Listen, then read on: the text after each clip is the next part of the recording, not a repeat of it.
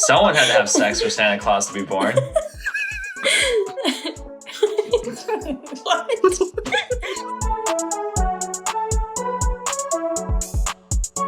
What's up, everybody? Welcome back to another episode of An Interesting Discussion Sometimes. Today we have another installment of Summer Sessions where we have a returning guest bring on a new guest with them. Today, in that case, our returning guest is Swati, my girlfriend, and she brought on her best friend, Jimmy. Swati, take it away. You want to introduce yourself to the podcast, and then Jimmy can go next. Hi, everyone. I'm Swati. I don't really know what to say, but I have Jimmy on here today, and I think he'll do most of the introducing.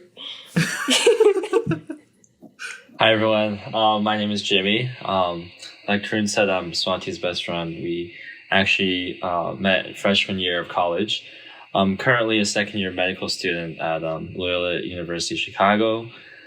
And yeah, originally from California. All right. Nice. Wait, I actually thought you were from Canada. Was that wrong? I'm from a lot of places. I don't know if Swati's ever said that, but I actually was born in China. I spent 2 years in Iowa after that, and then spent 3 years in Canada, and then lived 5 years in Texas, and then California is like the most recent place that I've lived. So I spent kind of like what 4 or Chicago? 5. Chicago, I guess Chicago, yeah, that's where I live right now. But before that, I lived in Northern California for 4 to 5 years, and then I went to school at UCLA for 4 years, and then lived there for my gap year, and then came to Chicago for medical school. So I've been in Chicago for about a year now. So road traveler, you know. Yeah, that's pretty crazy. Well, I'm glad you and Swati met at UCLA because, well, Swati, you have a good story of how you first met Jimmy, right? I do, yeah. The most memorable story. Okay, so it's okay. Boy. We're out of college now. He's not trying to get an RA position, so I can tell it. But Jimmy and I first met, I think probably our first week of college. I was in the lounge of our floor. Each of our floors had study lounges. So I was in there trying to learn how to, thermodynamics or whatever. And Jimmy was in there with our other friend, Kat. And he was teaching her chemistry. Chemistry, the subject, not the other chemistry. But so the whole first quarter, that's the only exposure I had to Jimmy. I would just see him in the lounge teaching Kat, or I would see him taking his bird to class, or taking his bird back from class, or whatever. Bird scooter, just to bird scooter, yeah. Bird scooter, yeah. Not like carrying out a fucking duck. He's taking his exotic emu. I did not have a special bird or something like that. That would be crazy. He's riding an ostrich to class or something. Imagine what the fucking CDC would say to that. Anyway, continue. And a trophy on my ass. On your ass or on the bird's ass? All right. Anyways, so this was the only Jimmy I experienced first quarter. Right. And then there was one day second quarter where I don't remember if I was coming back from class or I was coming back from going out, but I was walking into my dorm and it's dead silent in the hallway, and all of a sudden I hear this slam. And I looked over to the end of the hallway, and the door at the very end of our dorm floor just swung open. And a second later, Jimmy's head just pops out, and he has the most crazed face, crazed look on his face. He looks like he's running from I don't know, the CIA or something. And he's he looks down the hallway, and then he sees me, and then he slams the door shut. He runs down 9 floors, runs to the other side of our building, because there was another stairwell on the opposite side of our dorm floor, runs up the 9 floors, and I'm still standing in front of my door trying to comprehend what happened. And then I hear a slam from the other side of the hallway, and I look over, and Jimmy's head pops out. And then all of a sudden, he closes the door. We make eye contact, and he just sprints as fast as he can past me. And I'm like, Jimmy. And he's like, I gotta go. And then he just runs into his room. Got a blast. Yeah, basically, same energy. Yeah. And I found out later that the reason he was doing that was because he was drunk, and he didn't want me to know that he drank. Or he didn't want anyone to know that he drank. So that was honestly that night was pretty fuzzy. That night was really pretty fuzzy. I mean, I also think maybe I saw an RA I knew because I was on student government. for our building my freshman year. Right. And I think I had like a big like aversion to drinking because you know, Asian parents. My dad was like, dude, if you ever fucking drink, I'm gonna cut your hand off, type of shit. You know? Like, no, he really was. He's like, if you drink, you're gonna fail all your classes, and I'm not gonna pay for school. And I was like, don't worry, Dad. I promise I will never drink. And literally, I was like, yeah, why the hell would I ever drink? I didn't drink in high school. Like, you know, like we always had, I don't know if you remember, we always had those DARE, you know, presentations by like the school resource officer or whatever. And I was like, yeah, drugs are bad, marijuana is bad, drinking is bad, booze is bad. Never touch that stuff. That shit is horrible. And then little did I know that shit, I mean, it was bad. Alcohol is always bad for you, but like, I just had to try it, you know. I just had to try it. We've all been there. First time I got drunk, Swati actually wasn't there because we didn't really meet. We didn't really get to know each other until like the end of first quarter. So beginning of my first time trying alcohol was like literally the second day of school. I don't know if like Swati. I don't think he you made knew it that, one but day. Yeah, one day. it's because I went. So I wanted to rush this Asian frat, which everyone who knows me knows that I'm like the least frat boy out there. Like I could never join a frat. Like I just don't agree with it. You know, I'm sorry for anyone else who's a frat boy who's like, no, don't be Greek sorry. life, but I'm. I can't say that with a straight face, dude. I mean, you know, I have some really good Greek life friends, but honestly, culture of Greek life, I don't know. I don't know if I could fuck with that. But anyways, I don't know why. I guess I was just too fucking lonely or something. So I decided to go to this stupid frat party. And we all surrounded ourselves like, shots. And I'm like, oh, this is cool. This shit's nasty. Wait. So nasty. Wait, was it an Asian frat party? It was that one time I went, and then after I got hella drunk, some frat guy handed me a water bottle and said, "Here, have some water." Oh, I'll tell you something. That shit was not water, dude. That shit was not. It looked like water. Yeah, I made that mistake before too. You know what the worst thing is? They be holding that stuff for so long that the water bottle is just warm. It's like warm vodka. It's just disgusting. Oh no. Wait, the reason I'm asking Jimmy is because me and two of my friends also went to an Asian frat party on the second day of school. Ooh, it was it the Omegas? It was the Omegas, wasn't it? I don't know, maybe. All I remember it was purple and there was a DJ playing the same like Yellow Claw song over and over and over again. I'm not gonna lie, that night was pretty fuzzy. It's pretty fuzzy. I'm not gonna lie, it was pretty fuzzy. I mean, I like took a big fucking gulp. I was so drunk, I don't even think I like really registered how bad the alcohol was. All I remember was like going like, oh, I'm so effing drunk. Like, this is so bad. Like, what the hell's happening to me? And then, I don't know if that was the same night. Honestly, like, freshman year, all the, you know, the stories of me getting screwed up and fucked up on alcohol kind of just all blended together, right? Like, yeah. Like, part of me thought that maybe I had a little bit of an alcohol addiction, but also part of me is like, you can't be addicted to alcohol. That shit tastes so nasty. Like, it's so bad. But yeah, I mean, I think part of the running, like Swati said, was I didn't want her to see me drunk because I, like, first quarter, I lectured all.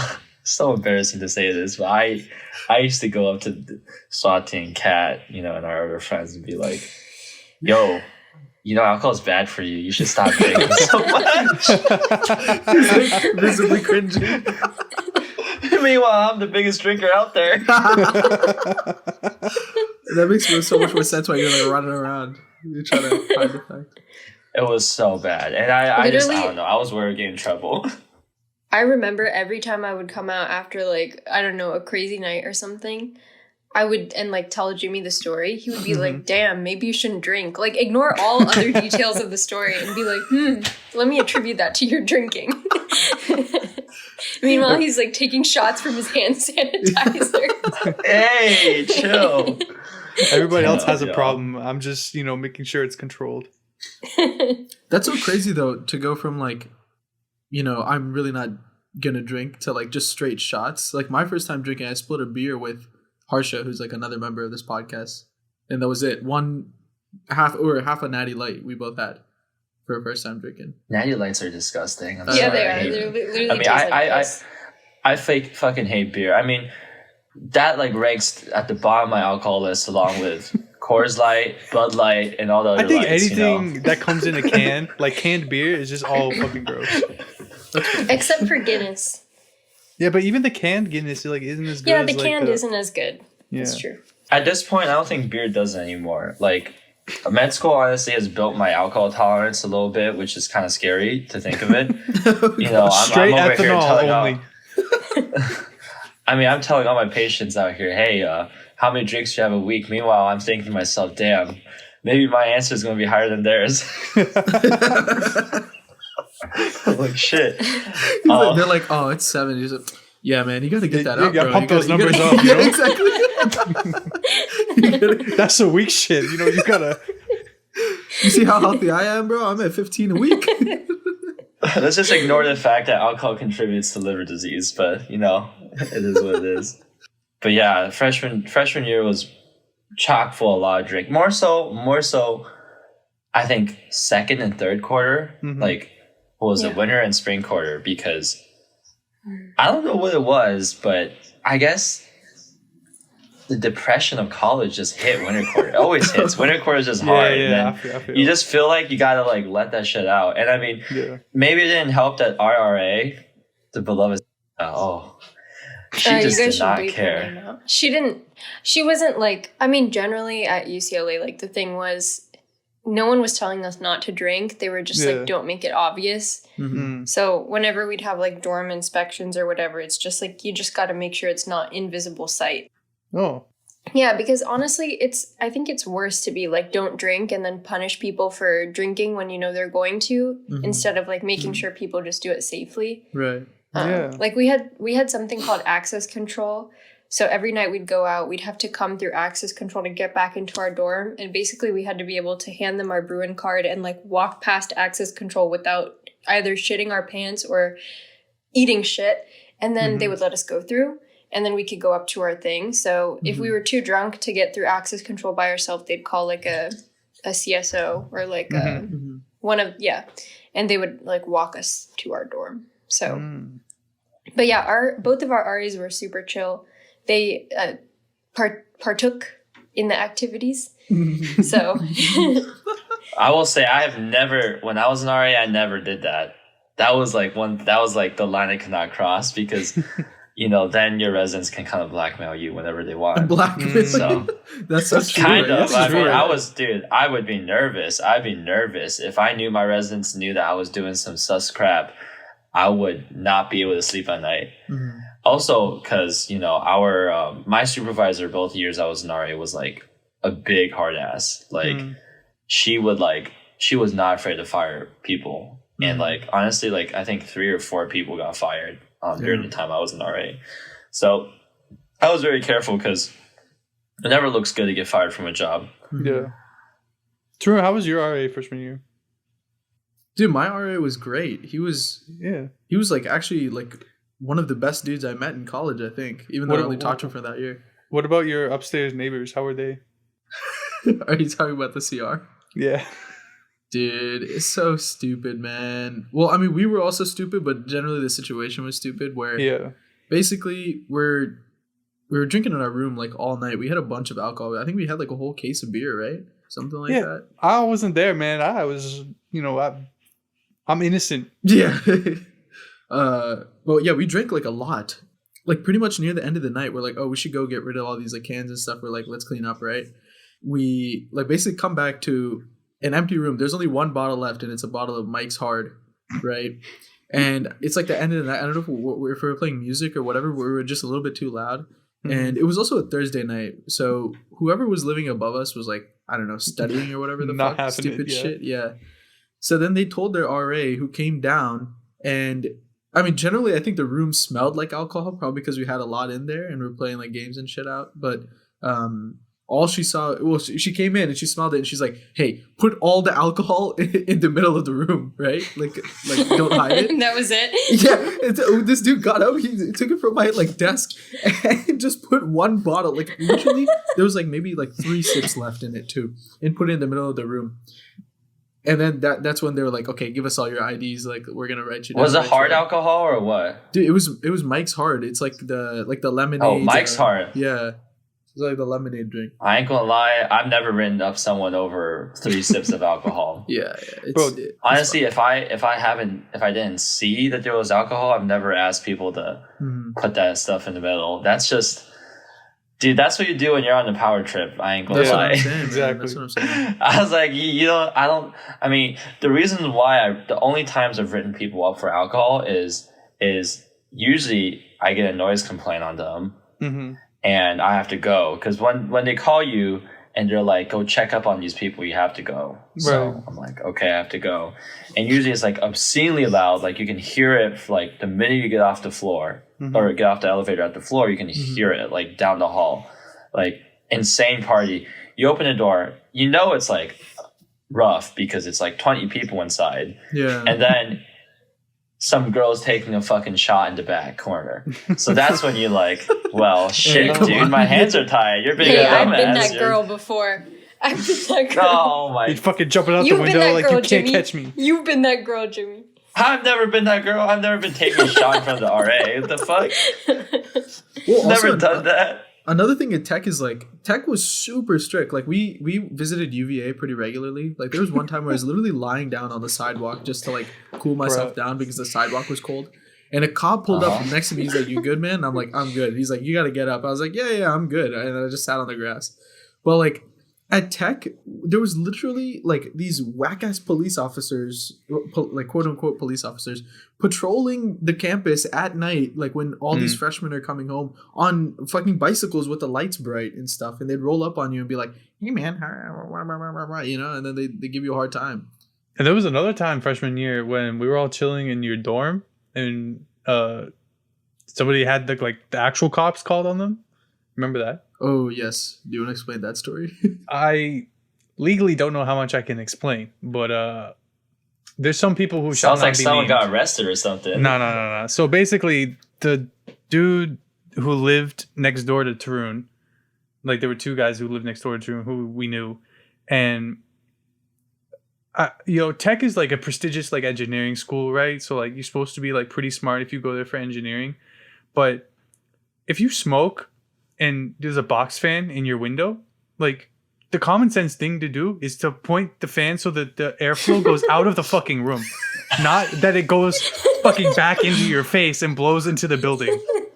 Wait, we have a story similar to that. So instead of, I don't know what the fuck you were smoking, but they were smoking some really stupid, like not even real weed, which will come true in the story later. Basically, yeah, the cops pull on them, and they came into Tarun's room, like meanwhile, like after they had smoked or whatever, and they just came into Tarun's room because like to hang out with us or whatever. And then there were probably like, I don't know, 11 or 12 people like in Tarun's room. The whole dorm smelled of like just bad weed. And well, another thing is his roommate was fucking walking up and down the hallway, just fucking spraying Febreze and Axe and stuff, just going up and down, up and down. It was like a way too weird mix of a smell. So then when our nice ass RA came, he's like, "Nah, I can't let this run. Like this is just stupid." Yeah. Called the cops. Did y'all get penalized for having weed? Was it like legal in Virginia? I'm like not sure. No, is it not? Oh, yeah. So it's like really that's bad, crazy. Actually. It's like it's just like having drugs on campus, basically. Yeah. Oh, it's like a misdemeanor type of thing. Yeah. So so the cops came and they like knocked on our door, and I think so. Like there were a few other people there. Tarun's night when he got like the what is it, conduct referral, and so like basically. The door opens and there's cops there, and everybody who already had one, because if you get 2, I think you get expelled, or maybe 3. Yeah. And so they see this, and they're just basically all shitting their pants at that point. They're like, "Oh, like we're fucked. We're getting kicked out of school." Yeah. Even like, though why like they come in our room and do this? Yeah, shit because like we're that? like all innocent. Like we actually were doing nothing. Like we were just hanging out at that time, and they pull the 2 dudes who lived in the next door like aside. Right, they were like, "Oh, whose room is that?" They go out, and then we're all looking around because, like, obviously you could smell it, but we're like, "Yo, what the fuck is going on? Like, who's that dumb to like do something like that?" Basically, and they still had like it looked like oregano. That's how stupid and like terrible the weed was. It was just laying across their desk like flakes, and they had I don't know what they did. They had some sort of like test to see like what the substance was. And basically they tested it and it came back as not weed. So they got off without having any penalty whatsoever. They did like a That's litmus crazy. test or some shit like that, and basically it just said, nah, it's not weed. What was almost worse is like, we didn't like the guy really. Like, he's not a at fucked all. up dude, and so we were all kind of like hoping a bit that something happened to him to set him straight. And then he got away with that too. We're like, what the fuck? What is this world we live in? Like, how do they test weed and it's not weed? Like, That's what I mean. It had to have been bad weed. yeah. I guess that's good because maybe if it tested positive, like all of you guys would have gotten in trouble. I guess, Maybe. but Unless someone's like saying like, oh, like this is mine. Like if you miss it's his, then no one gets in trouble. The only time when everyone gets in trouble is when no one says that. Right. Like if everyone denies like responsibility, that's when people get in trouble. Yeah. Like everyone gets in trouble. Mhm. Also, like all the paraphernalia, like the grinder and all that stuff, was in a backpack in his room. Yeah. So like, it's not us. It's whatever. yeah. But Also, completely unrelated story. One of those roommates fucking nutted in the other one's hat, but we're just gonna completely move on from that story. We're not gonna You can't tell. just say that. You can't. Wait, say it off record. so the whack guy that we didn't like, right? He was in the top bunk. Which one? This is on record. We're not saying names. Anyway, so this guy was on the top bunk, right? Yeah. And he was too lazy to like go down and like get his tissue from his desk. Oh god. And Fucking like, reached across the little his- hallway where the bunk beds were and just grabbed the dude's fucking hat and didn't tell him about it. And dude was wearing the hat like 4 days later. He's like, "Oh, by the way, I busted in your hat." What the fuck? he also Wait. so I don't know if you guys had this at UCLA, but we had sinks in our room. No, we didn't. Oh, Your guys' okay. dorms That's were much fucking nicer nice. than ours. Yeah, so we had sinks in our room, which was really nice, like Yeah. for brushing teeth, whatever. But our side of the dorm was like really short. Like the other side probably had like 12 to 15 doors, like all the way down. Ours only had like 4, maybe 5. So our side, like basically what I'm saying is the bathroom was very close. Yeah. Anyway, this guy, middle of the night, too lazy to go, so he pisses in the sink. The same guy as the night guy. Just all the bodily fluids. Could you imagine? I can't even like. Never mind, like his roommate having to deal with that, but like I could not imagine like brushing my teeth and washing my face in the same sink that I pissed in last night. That's crazy. That's I insane. mean, if it's up to me, I'm just thinking that this guy has a problem with putting his dick in the right places. Oh, that's actually a confirmed theory. Oh Yeah. god. Another issue is that I think the same guy. This is the last story because we don't want to devote too much time to this guy. All right, so sink guy, nut guy, and this guy is the same guy. Yacked All right. in the like communal bathroom, but not in the toilet where everybody else yaks. He yacked in the sink, which is the only sink where you go to brush your hands after you use the fucking communal toilets. Wash your hands. Wash your hands. Wash your hands. It's okay. We've heard worse than that. No. And then, morally, a normal person would run the water so that the thing goes down the sink. No. Fucking dry, flaky yak in the communal sink. Nice. Nice. Yeah, man. And so I didn't go to their dorm anymore after that. Speaking of weird dorm things, my first year as an RA, somebody shat on the floor in the hallway. In the of my hallway? dorm. In the hallway. It was Like you dropped a little log in the piece hallway? of shit. Yeah, it was a log, dude. I mean, guy had healthy poop. That's all I can say. So, I mean, was it really very streaky? healthy So food. was he moving as he did it, or was it all in one dude, spot? It was just a log, dude. Oh, it was dude, like God. How do you even do that? fucking Like how? I do remember one day I was walking to one of my friend's apartments and I saw diarrhea on the steps. Oh, wait. And I didn't know it was diarrhea until I smelled it. Oh. Oh, Well, I that's took a like, Snapchat video. I feel like that's a little bit more acceptable because if it's diarrhea, it's like kind of liquidy and it probably just run down your leg while you're walking up the stairs and you can't. No, Yeah. it was like a splat mark. It looked like a crime scene. Oh. maybe just couldn't hold it anymore, Yeah. dude. Sometimes it's hard to hold in diarrhea. It comes out like a flood, Yeah, but Yeah. the thing is, there were bushes all around. At least fertilize the Alright. plants. You ever see like those hydro jetpacks, jetpacks where like the water like propels you into the air? Maybe they were trying to do some like intuitive science, and they're like, "Hey, yo, I got it." Jetpack joyride, but like Yeah. Bullshit. That's gotta be nasty. Nasty. At least no one's actually diarrhea on themselves when they're drunk. That'd be pretty bad. I think we have some cop stories too, Jimmy. You want to tell them one? Cop stories. The one on your Are you birthday? talking about? Oh no. You don't want to talk about that one? I'll talk about that one. It's a great story. I've actually heard this story, and I would like to hear it again. I can't believe y'all have already heard this story. So my 21st birthday. This is actually so sad because honestly, I don't know how all like this happened because anyways, I'll just tell the story. But it was my 21st and I invited like all of my friends from like basically like almost all 4 years of college or all 3 years of college at that time. I think it was like my third year because it was my 21st. So it was like at the end of our third year. I invited everybody to come out. It was with actually us during the summer. Oh no, it was right before the summer. Because my birthday's on the 13th, and that's right before, like, that's like finals week, basically, or the end of finals week. I thought it was. Okay. Yeah, it was like right before, like everyone was like fixing to leave and everything, and so we all came out, and the night was going pretty good. It was going pretty well until, certain people had a little too many shots. Not Swati. Well, yes, Swati, but that's not who like really ruined the situation. Right. So I had a couple of other friends. I'm not going to say names because it was a really bad situation. Say a certain guy and a certain girl who used to date both had a little too much, and the girl, one of my really good friends, she kind of just left in the middle of us being at Rocco's. And I went out to look for her, and I see her literally lying, face down on the sidewalk. I'm like, what the heck is going on? And turns out she was just vomiting, hardcore because she had drank way too much. Yeah.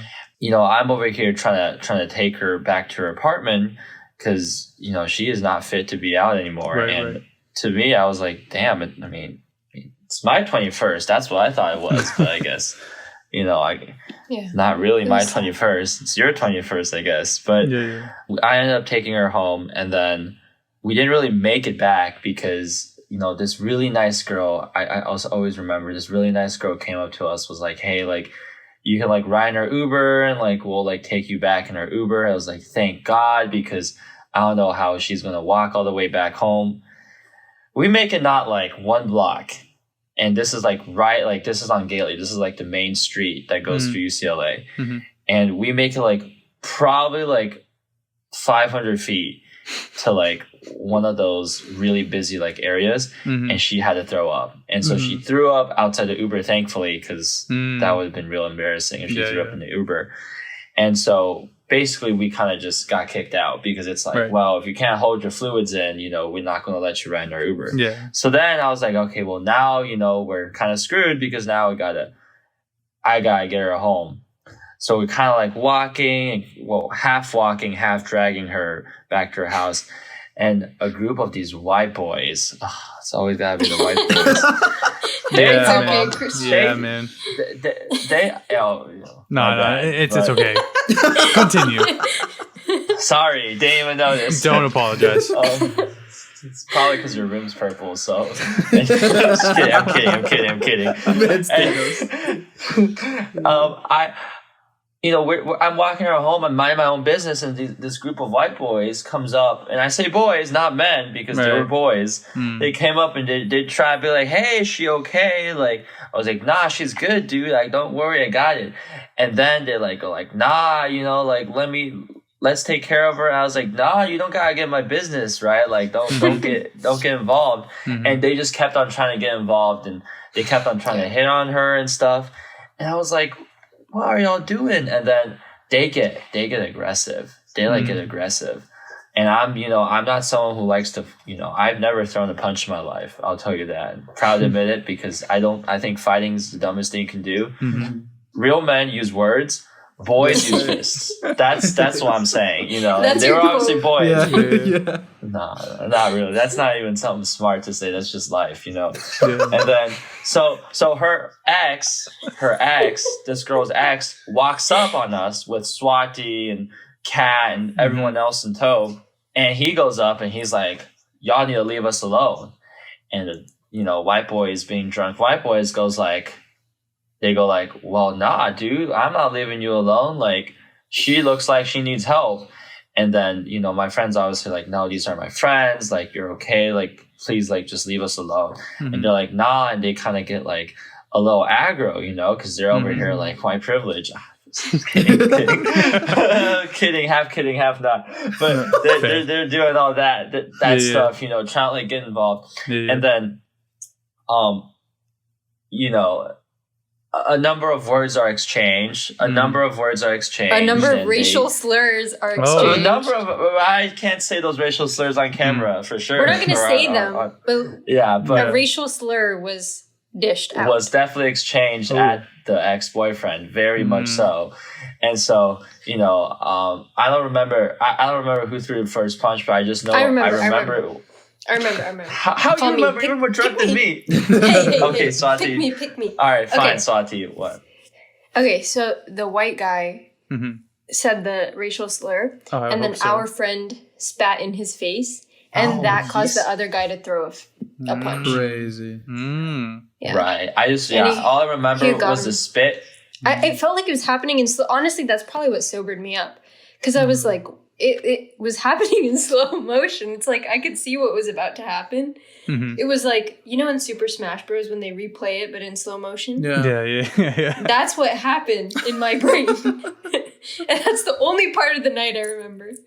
It was definitely like a knockout type of shot. Like it was a left hook to the lower jaw, and I just remembered, just like I see spit flying, like blood flying, and I just remember, our friend, he reels back, he goes right back at like rapid fire. They both like slam down, like fighting onto the ground, and then all of our friends, like me, and then Kat's boyfriend, and then all of us are trying to pull everybody apart. Right. And it's like then the white guys group also gets involved, and so it's like a big fucking shit show in the middle of Gailey, one of the busiest nights, near UCLA, and the fight spills into the street, literally spills into the street.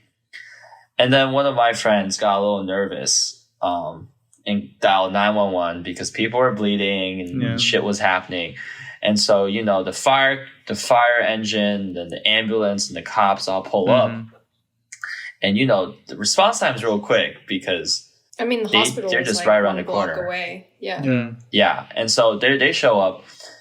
And I don't think Swati remembers this because I think she saw the punch and then continued to black out after. It's like she got knocked out. but let me just tell you right now, when the cops pulled up, it's like the alcohol was sucked out of both Swati and my friend's bodies. Just sucked out because they stood up straight like soldiers. They're like, "Yes, sir." Like I was like, "What the heck? Like, where was this?" I was like, "You can walk all of a sudden." Like, damn, what a miracle. That's what I call police persuasion. That's what I call police persuasion right there.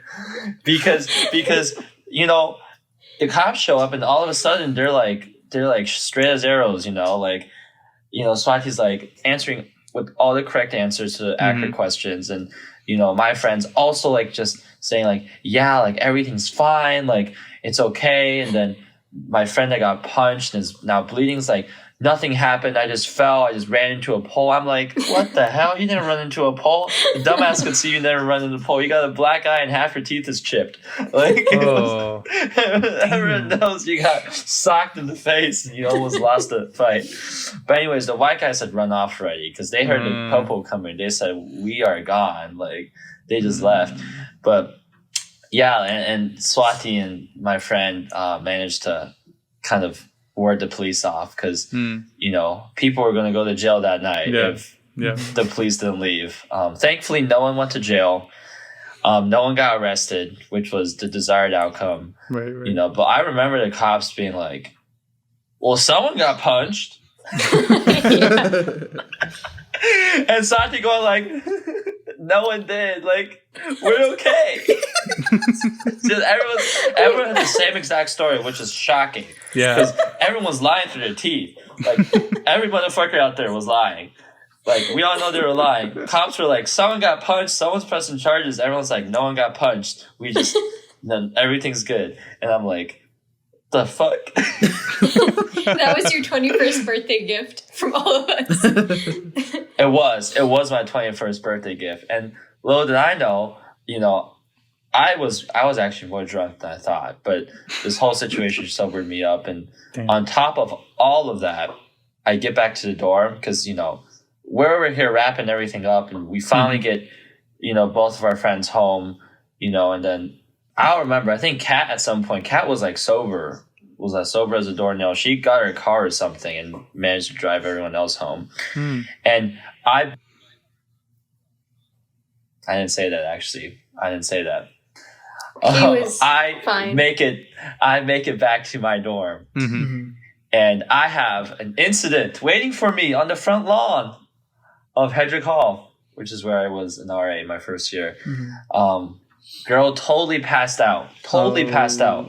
On the front, I'm thinking, well, I'm drunk, but I also have to take care of this because this girl's life could be in danger. I go up to the guy that was helping her. I say, "Hey, dude, like, let me help you get her back to her room because it looks like you're gonna need some help." The minute I realized I needed to call 911 was when the guy tilted her head up and her soul was just not there. Like she just was not there. Like her skin was cold. You know, I gave her some water and her tongue went like just flopped to the side. Literally just flopped to the side. It sounds like she needs to have the alcohol sucked out of her. That's what it sounds like. It sounded like she needed some police persuasion, but you know what's bad. You know what's bad? When the threat of calling 911 doesn't sober you up. That's when you know it's bad. Because, you know, the thought of 911 sobers me up, right? Because the thought of a $5,000 ambulance bill, ooh, I could never. My dad getting that bill, ooh, I really could never. Well, not even me paying it, my dad getting the bill. That's what scares me. He said if I ever ended up in the hospital with alcohol poisoning, he literally beat me to the end of my life. What would you rather die from? Alcohol poisoning or your dad beating the shit out of you? I mean, I tell all my friends now, I say, you know, if 911's about to be called, you gotta leave me there. Like, leave my ass. Leave my ass. Don't pick me up the next day. Because it don't matter. It don't matter because the next day it's gonna be the funeral van anyway. Coroner's office. Anyways, so yeah, so what ended up happening actually, it's good that I called because this girl actually was in diabetic emergency due to alcohol intake. She was actually a type 1 diabetic, and she hadn't taken her insulin. You know, Swati, you'll learn this in med school, but alcohol can actually, you know, too much alcohol intake without food intake can lead to like severe starvation, leads to a whole host of things that can be very life-threatening. So she had very low blood sugar and she had a very low heart rate. Her heart rate, I still remember because I saw those numbers and I wasn't an EMT back then, but I knew what the heart rate was and things like that. Heart rate was in the 40s. Oh. Yeah. So normal heart rate is between 60 to 100 for adults, and her heart rate was in the 40s. Doesn't that mean that like her heart beat like every like 1.5 seconds or something? Yeah. So her she was very much you know, like she was, it was a very very big medical emergency, and they actually called up the paramedics. So usually, like if it's like a simple like alcohol like intoxication thing, they just have the EMTs, like kind of lower level care. But when it's really serious, they'll call in the paramedics, and they call the fire department, the paramedics, and you know, deja vu. Like I mean, yeah, I've I've been there. Not for myself. I've called the paramedics before on other people, but we've called the paramedics on a bunch of people, at least 2, in one night. Me? Us together. Oh yeah. You know what? I almost forgot. Did you forget called about the that? paramedics. I did forget about that. I mean, I've 911 is like pretty much on speed dial on my phone at this point. I've called 911 so many times. It's kind of embarrassing. But so she got taken care of, and honestly, the worst part about this whole night is I ended up throwing up at the end of it. Literally, I was in my room, 4 a.m. I wake up and I like have to vomit real bad. Yeah. So I go like, I'm in my room because we lived in a communal hall. I lived in a communal hall all 4 years. When I was in RA, the last thing I wanted to do was walk into my resident in the morning in the bathroom, me needing the yak. That would be embarrassing as fuck. Yeah. So I'm just throwing up my ass, and like I'm just throwing up so much in my room because I have this problem where when I start throwing up, I can't stop, and it just repeats like cycling, just cycling. And my resident texts me, "Hey, are you okay?" I'm like, "Yeah, of course I am. Just a little food poisoning, you know?" And they're like, "Wasn't it your 21st yesterday?" I was like, "Mind your own business." Fucking resident asking me if I'm okay. Damn.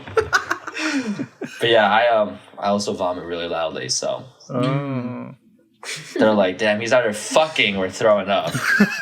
And God knows I'd be fucking in my room like that. Sorry, don't cover your face. Sorry. Anyways. Bro, that needs to be the quote. Me throwing up or fucking? Yeah. We're about to have a 30-second ad, so you can either throw up or fuck in that period of time. It's up to you. But, nice. We'll be right back. Nice. We'll get a little quickie. Welcome back from the ad, everybody. You're talking about that group of white guys. They seem like a fun, rebellious group, spewing racial slurs. But does that bring up anything recent that may have happened? Tarun, I'm sure you're a big fan of racial slurs. Would you like to tell the story? What the fuck? No, I'm not. Yeah, Swati seems really excited to tell the story, so I think I'm not excited. Well, to be fair, I feel like she tells it best when we... Oh, okay. Because we've been telling everybody this because we're so shocked. Proud. Oh, no. This story is called How We Got Hate Crimed in Chicago. Very poetic title. So we were walking back from Millennium Park one day, and there was this cafe like I had been wanting to go to for like 2 or 3 days. Can I interrupt you? It was basically... Can I just say that you and Tarun visited Jimmy in Chicago like 3-4 weeks ago, and that's the setting of the story? Oh yeah, we visited Jimmy in Chicago. Yeah, okay. So we were going to this cafe, and it was like supposed to be this French inspired cafe, and I really wanted to go there because it was like decorated like a French tea house or whatever. Sorry, I don't know French culture. Yeah, and I wanted matcha, so I was like, okay, let's go in here. We get there, and it's happy hour. Mm-hmm. So the actual cafe is closed, but the restaurant is open. So we go in, and the hostess is like, "Oh, do you guys have a reservation?" And we were like, "No, we're just here for happy hour." And she was like, "Okay, we're really busy right now, but I'm gonna see if I can get you guys some bar seating." So we were like, "Okay, cool." So we're standing here waiting, and it's me, our friend Kat, who me and Jimmy also met in our first year at UCLA, and Tarun standing in the back. And so this guy, also, by the way, the name of this cafe is Vento. So it's kind of like a French cafe. So I guess this guy saw the EAUX in the name of the cafe, and he was just like, "I'm claiming my territory. This is now the French embassy." Anyways, there's this French guy sitting at the bar. He's pretty drunk. He turns around, and he sees us standing waiting for seating, and he sees Kat, who is this like 5-foot angel-looking girl, very sweet, kind, innocent face, and he just decides he's gonna ruin her fucking day. And so... She's Vietnamese, by the way. Yeah, she's Vietnamese. He walks up to us, and he looks like a rat, by the way. He has like the stringy-ass hair. He looks like he would be racist. But he comes up to her, and he's like, "Oh, ni hao, annyeonghaseyo." And she's like, "What?" And he was like, "Are you Chinese?" And she's like, "No." He goes, "Are you Korean?" She goes, "No." He goes, "Are you Japanese?" She's like, "No." And he goes, "Are you Vietnamese?" And she's like, "Yeah, haha, fourth time's the charm." And already I was confused because I couldn't tell if he was hitting on her or being racist because, you know, there's a fine line. I mean, they could be the same thing. It could be the same thing. I think she was also, I mean, I don't want to speak for her, but based off of her expression and her reaction, like, we just didn't know what was going on at first. I think it was like the shock. And so she was like, "Yeah, haha, fourth time's a charm." And he goes, "Oh, okay, well, I just want to let you know it's going to take you guys a really long time to be seated because this is a special type of establishment." And she was like, "Oh," and like she didn't really know I think that's when it was kind of settling that, okay, this guy is actually being racist. And so he was like honed in on her. So I was like, I want to get this guy's like attention off of her. He's just like, he's coming on way too strong. So I was like, "Excuse me." And then he looked at me and he was like, "Oh, who are you? Like, are you Indian?" And I was like, "Oh, that's none of your business." And he was like, "Oh, it's going to take you an even longer time to be seated." And I guess the hostess heard that. So she came over. He went back to his seat. She came over and she was like, "I'm so sorry about that. We have a table ready for you right now." And they went and put us at this table behind like a wall. And as we were walking to the table, I was like waving goodbye to him. And he was like, "I aim to please you. I aim to please you." He was just being really creepy and gross. Yeah. And then the manager came over to us a couple minutes later. He asked us what happened. We told him, and then they kicked him out. They were like, "He came a little bit too drunk off the street, but we're going to remove him right now." And we were debating, like the three of us were like, should we stand up and watch him get kicked out? Or is that like too obvious? So. It was just crazy, bro. Like, I wish I like understood what was happening while it happened. Because I would have said something. Meanwhile, Taru's just sitting in a booth, just like having a great time. Like, no, I literally said nothing, is bro. great. Swati was the one that defended Kat, you know, somewhat. I don't know. I just feel like, I think I was on one in Chicago. It was like the heat and like the drinking and like the dehydration. I was like not. I also feel like that kind of happens like at work a lot for me. So I guess, I don't know. I really wanted to punch him in the face though. And they didn't even comp our drinks. I think they gave us like a $10 racism discount. Yeah, I think it was $12. Yeah.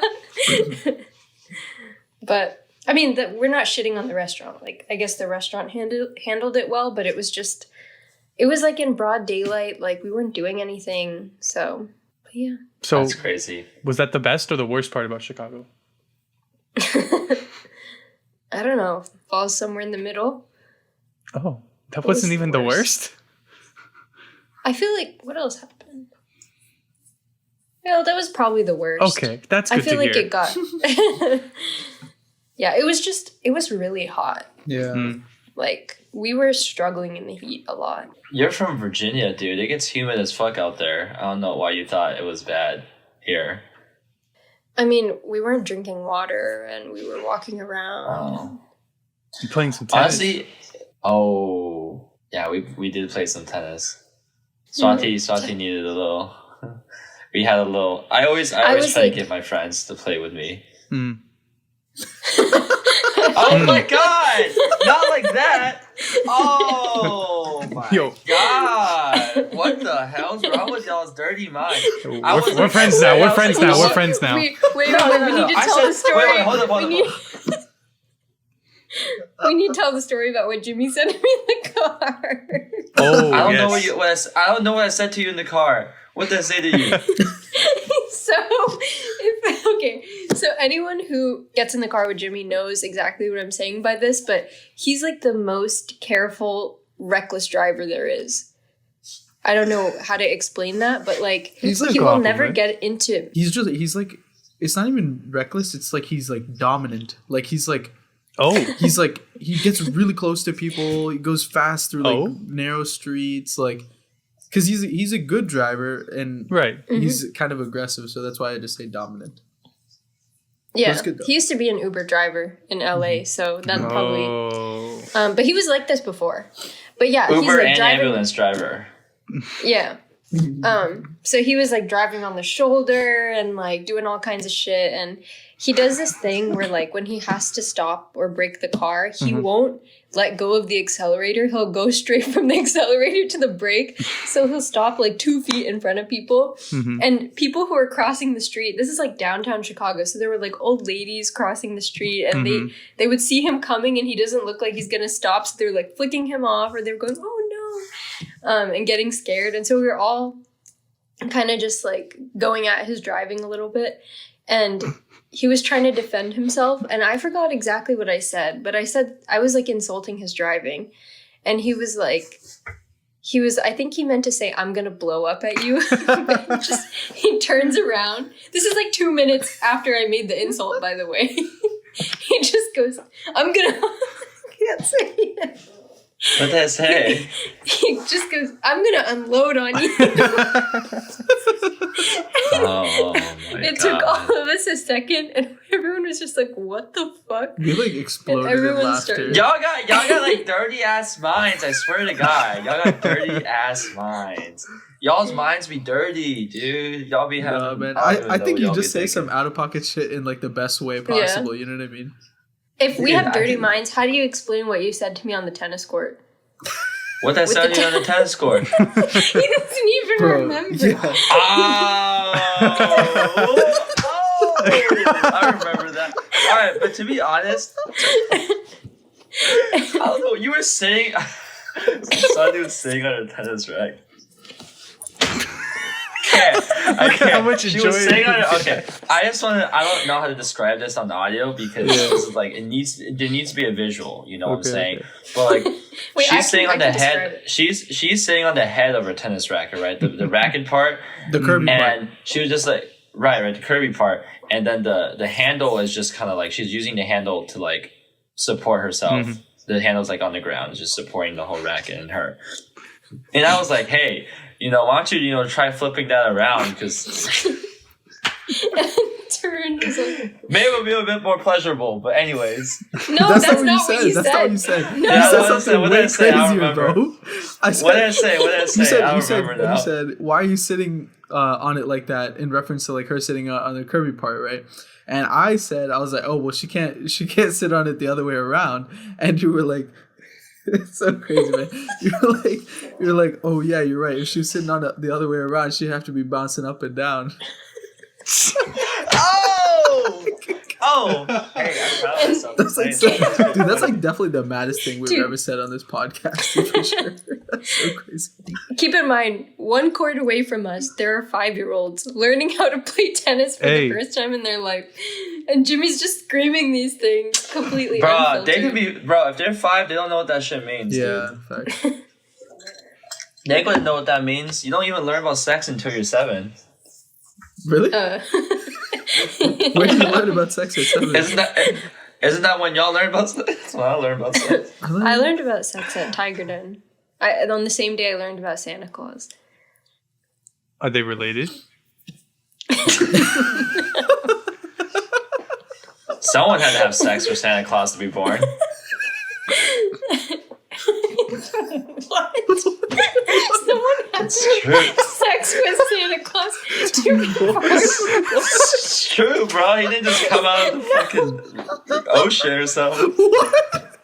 Wait, did you hear yourself? Someone had to have sex with Santa Claus to be born.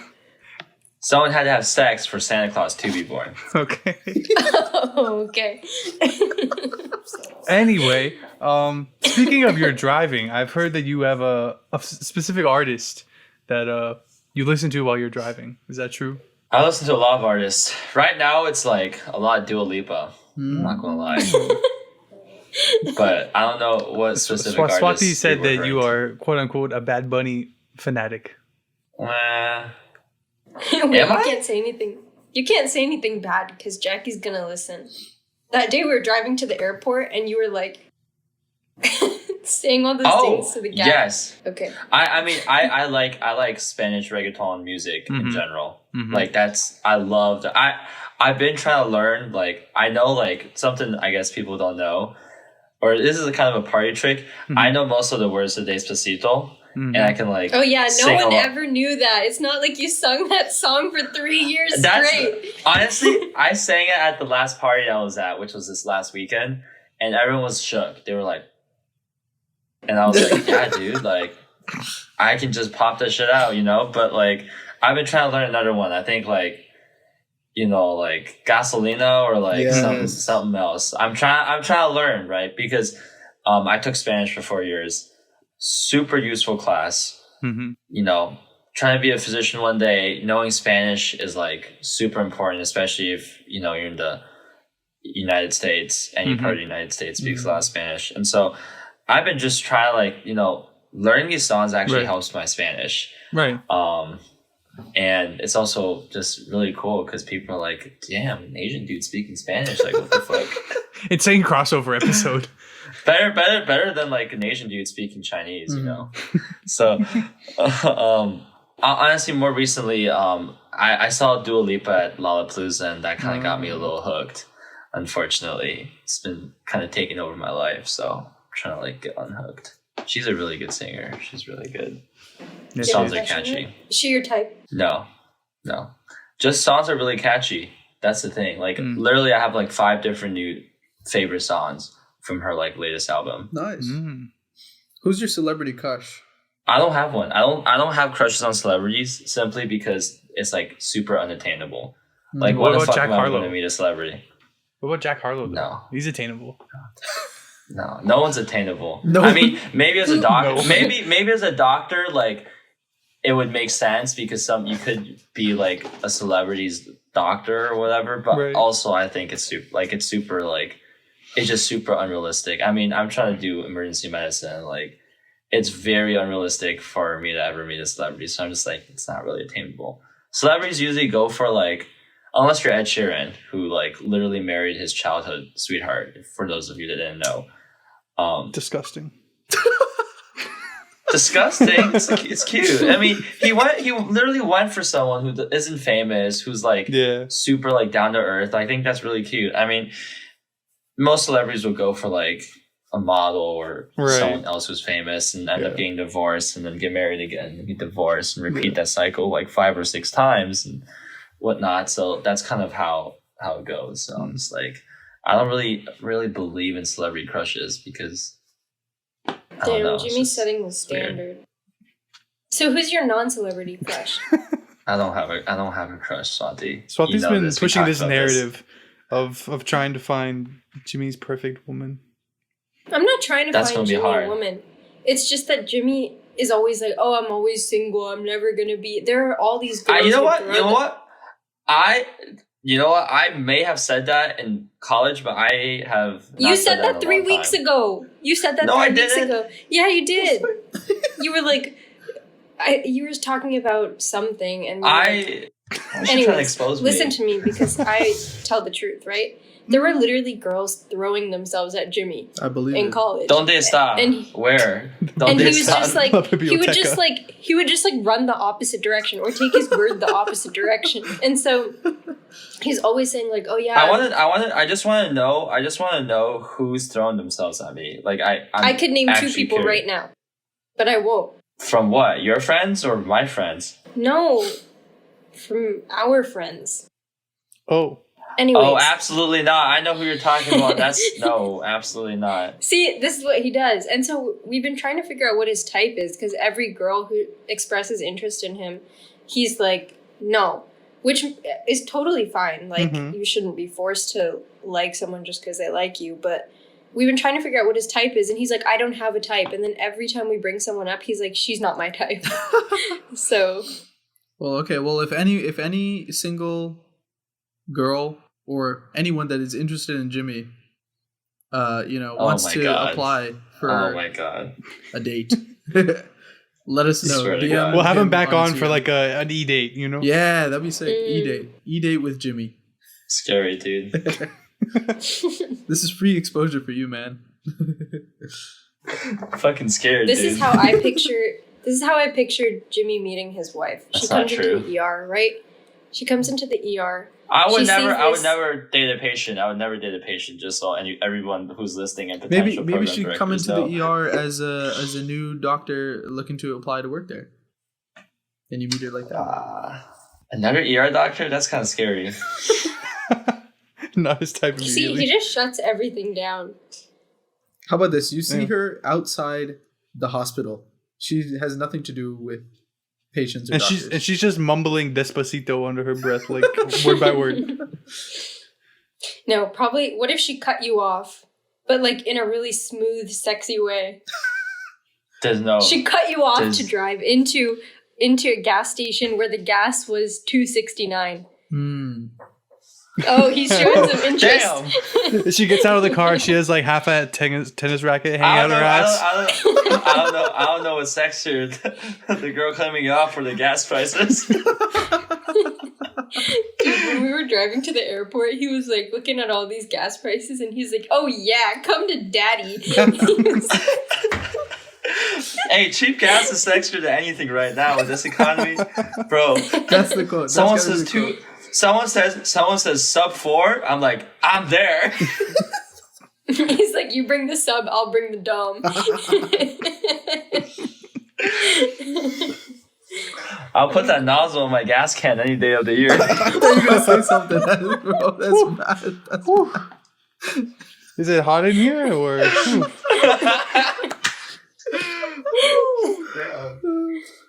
Oh god. No, dude. Swati probably told you. I got high standards because my philosophy has always been, happier alone than with the wrong person. Facts. High value man. Happier alone than with the wrong person. You with the wrong person, you gotta see him for the rest of your life. Type of thing, like you gotta see him every day. I mean, true. Imagine seeing someone you don't like for the rest, like every day. That's like fucking painful, like sure, I mean, here's the thing. I got a lot of friends who've been in this situation where, they're kind of afraid to be alone. Mm-hmm. Kind of afraid to be alone, and loneliness is kind of like the fear to be alone is a very innate human quality, right? Everyone fears being alone.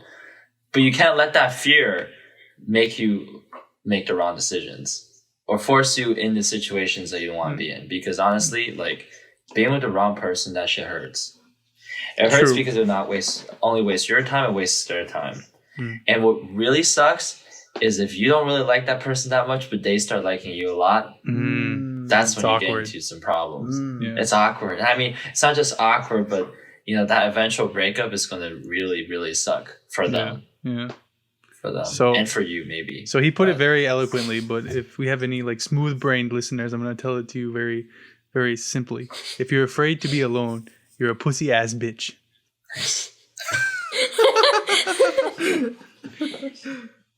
I guess so. So other than all of the driving mishaps or skilled driving, what were some of the other highlights from your guys' trip to Chicago to see Jimmy? I guess seeing Jimmy was all right. What else? What did we? I made Kat and Casey sleep on the same futon. What do you mean? I didn't have anything. I was like such a horrible host. I had no bed sheets, no nothing. You're a good host. Half my apartment was like moved out. I was like in the process of relocating. It was hard. Oh, I did hear you have a world famous hot pot. I don't know about world famous. I mean, I am somewhat of a. I love making hot pot. It's like one of the best things I love making because it's so easy, so simple, and it tastes really good. And I love turning the heat up on the hot pot too. So it was pretty spicy. But go ahead, Swati. Oh, nothing. I was just gonna say, Jimmy gave me the responsibility of washing the Napa cabbage, which is probably the easiest thing to do. And considering I was probably the most qualified there, I felt a little bit insulted, but it's okay. So I was peeling the Napa cabbage, and I get to the middle, and I see something on the inside that looks like a little turd, and it turns out it was a caterpillar. Oh. So it was really farm fresh, and Jimmy took it out, and he dipped it in the hot pot. No, I didn't. Shut the fuck up. I did not. I tossed that shit out, dude. I didn't even want to touch that. Honestly, that was so nasty. You got scared. From what I remember, you peeled that shit out. You're like, oh my god, it's a caterpillar, and you literally. No, I was yourself. like, Jimmy, there's a caterpillar in here. I don't want to touch it. And you looked at me like I was crazy. Like, why would I make up there's a caterpillar in the cabbage? Right. But then you looked and you saw it, and then he picked it up and he dipped it in the hot pot. I mean, extra protein, am I right? I feel like so much of Jimmy's personality is like watching his facial expressions. I feel bad that your viewers can't see them. So new subscription service for $50 a month. You can get unlimited access to every video. You have to pay an extra $10 for every video. It's like OnlyFans, like but better. I knew this was gonna come up. It's like I was just about to say, it sounds like OnlyFans. Would you sell feet pics?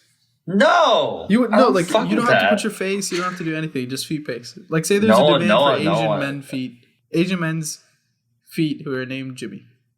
Why would you name your feet? Said no one ever. I just said it. No, I'd sign up for that. Can I be your only fan? I can think of 3 people right now in this room who would subscribe to that. If you had to sell a feet pic, how much would you sell it for? Literally, I would have to pay to sell my feet pics. My feet are nasty. You don't want to see them. Okay, I'll take it. It literally looks like, Staph aureus and fucking never mind. I'm saying this just for Swati and for anyone else who's medically oriented. It literally looked like athlete's foot and a staph infection had a kid. Oh. Gotcha. I'm fucking with y'all. It doesn't really look that bad, but. No, I've seen Jimmy's toes. They're cute. He paints them pink. The whole foot?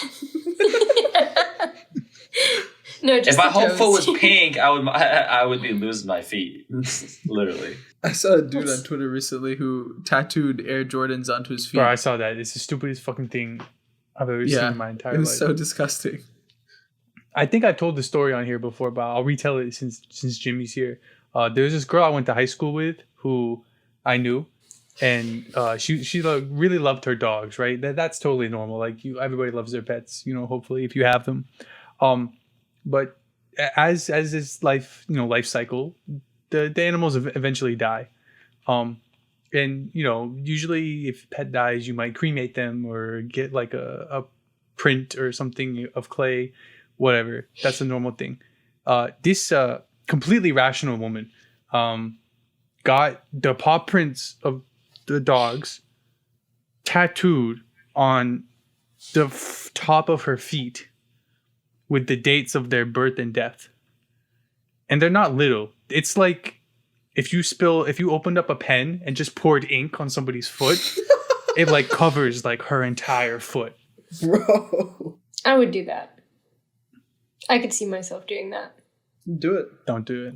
No, I'm not going to. I'm just saying I feel like there have been points in my life where I would have done something like that. But would you have let it cover your entire foot though? I don't know. I can't tell you that right now. Anyway, if you're listening, have fun with the 2 kids you have, you silly woman. Oh, it's this girl? Yeah, she has It 2 has kids. She has 2 kids. Do you not like the kids or you don't like her? Or both? I just don't like kids. I mean, yeah, but... legally, I don't like kids. That's a good distinction to make. But illegally he does that. His Minecraft handle is I love kids or little kid lover 69. 69. That's his Minecraft handle. Bro, I was playing Minecraft yesterday. Somebody joined the server. They said they would lick my balls. You're playing Minecraft? And then they left. Oh. They just said in the chat, they jumped in. They said, "I'm gonna lick your balls," and then they left. Anyone ever watch the show To Kill or To Catch a Predator?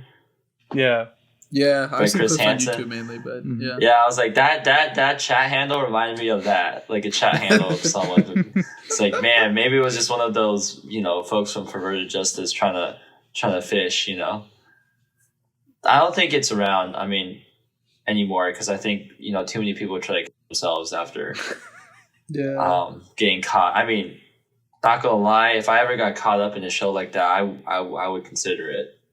That might not be great to say, but honestly, I feel like you don't have. But you would never be in a situation, so it's okay. I would never. Yeah, no, I would never be in a situation. I'm too smart to be in a situation like that. We would never get caught. No. I would always ask if they're 18 first.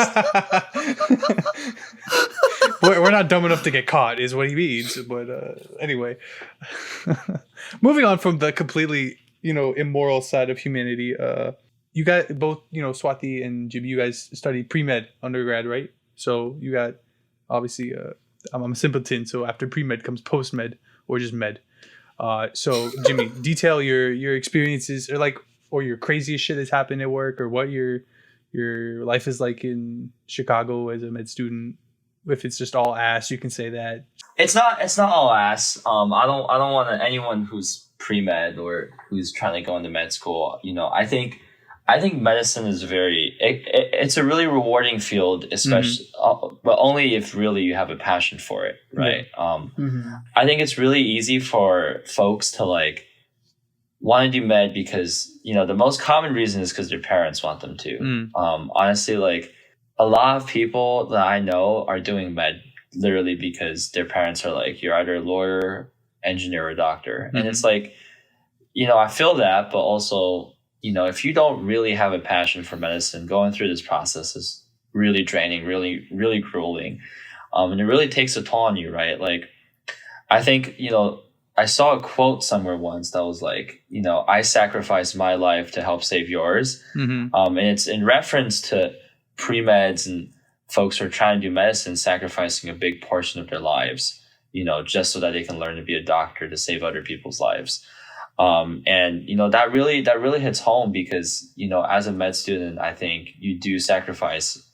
I wouldn't say sacrifice might be kind of too extreme of a term, but we do devote a big part of our lives to studying medicine, and medicine is also one of those things where you don't ever stop studying. Right. I think when I was pre-med, there was at least 2 or 3 years where all I could think about was how crap I did on the MCAT. And by crap, he means 89th percentile. That's what he means by 77th percentile, actually, to clarify that. The benchmark for a good MCAT score has gotten higher and is probably even higher now because there was, a 20% increase in medical school applicants my year. All that to say, getting into med school is very, very challenging. And it's very difficult because you have to be good in pretty much all aspects, right? It's almost like you can't really make too much of a mistake. I will tell people though, even though, you might not have the perfect application or, maybe you didn't, publish or you didn't have all of the things that I guess STAR students have on their resumes. It's, I think the most important part about doing medicine is making sure you have a passion for it and making sure that you know why you're pursuing medicine, right? Having that intrinsic reason and having that, having your reason, most importantly, for doing that. And that's, I think it goes beyond just, wanting to help people. And I think it's more about why medicine brings you joy. And why specifically becoming a doctor brings you joy, because it's a long career, it's a grueling career for someone who doesn't really want to be a doctor, right? And I think that's really why it's so difficult. I remember I actually came into college pre-med, which I think some people do that, but I think a lot of folks that I've met actually become pre-med later on. But I started college pre-med, and I just thought to myself, there was I think a brief moment my first year where I was I don't know if I want to do medicine. Yeah. I think it was a very brief moment because, I think very quickly soon after I realized, man, Jimmy, you really can't do anything else. You're not going to be good at anything else. Because, I was shit at math, unfortunately. It wasn't shit at math, but I wasn't good enough at math for me to actually do engineering. And I can't read for shit, so I can't do a liberal arts thing.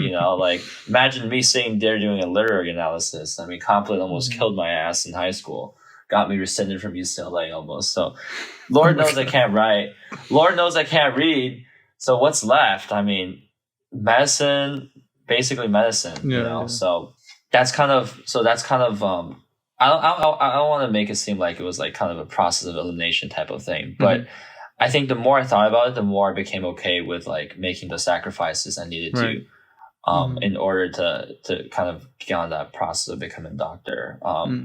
My first year was like pretty fun, but I think after that I realized I really needed to like kind of tighten the belt, and I got more involved.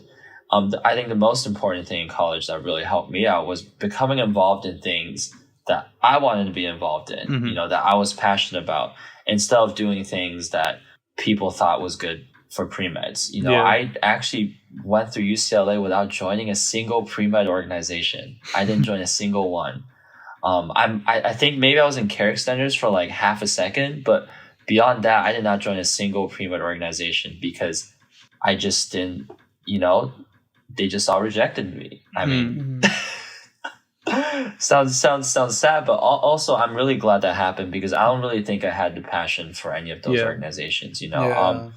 I think my heart was really in community service, and in advocacy, and I think, you know, being an RA and working in student government, and, you know, working with I did a lot of mental health advocacy in college, which was what I was really passionate about, because I think also all too often medicine kind of ignores the whole idea of mental health. Right. Not just in patients, I think in doctors as well. I mean, it's just starting to be a topic that's more talked about. And I think, you know, all too often there's the expectation that doctors and healthcare professionals have to be some still-minded robot that never feels emotions or never gets stressed.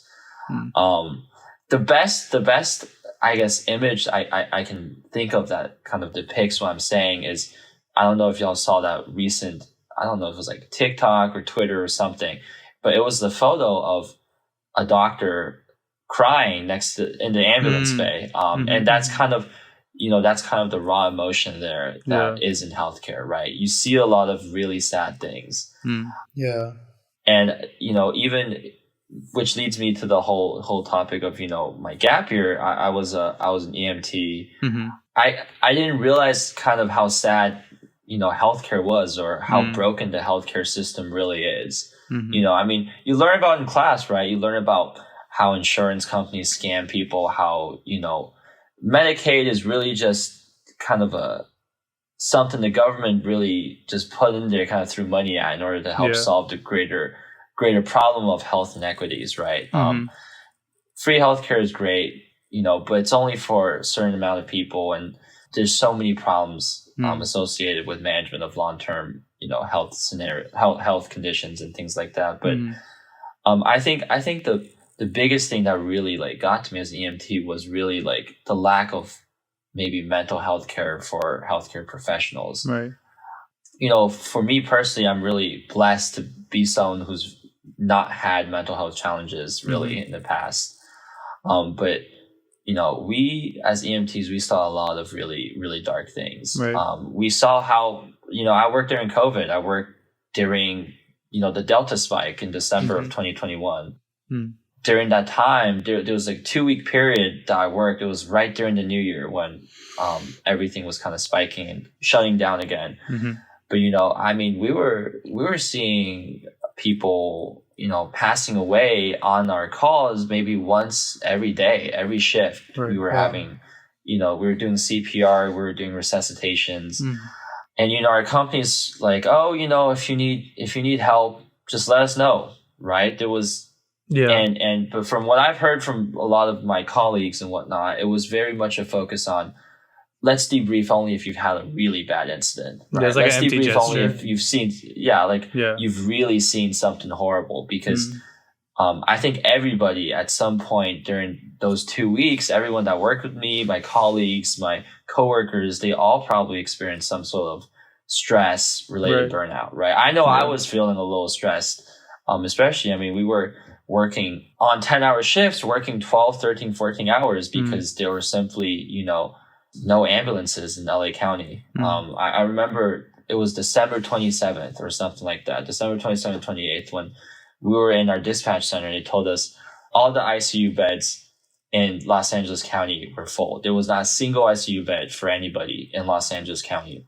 And that was also it was that week also when on our radio systems we heard we are level 0. And what that means, for folks who aren't familiar with ambulance terms, is level 0 means we have no ambulances available to take calls in Los Angeles County. Damn. So we got to a point where someone would have a heart attack and it would take 35 to 40 minutes for them to receive transport to the hospital, which, it doesn't take a genius to know, if you're not transported to the hospital when you have a heart attack or a cardiac arrest, you're not making it. Yeah. Simply put. So it was a very stressful time.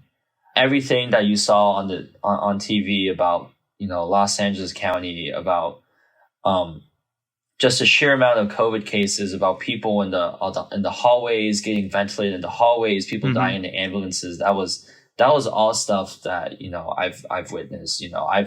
I've had patients who've coded in the back of the ambulance waiting for a room.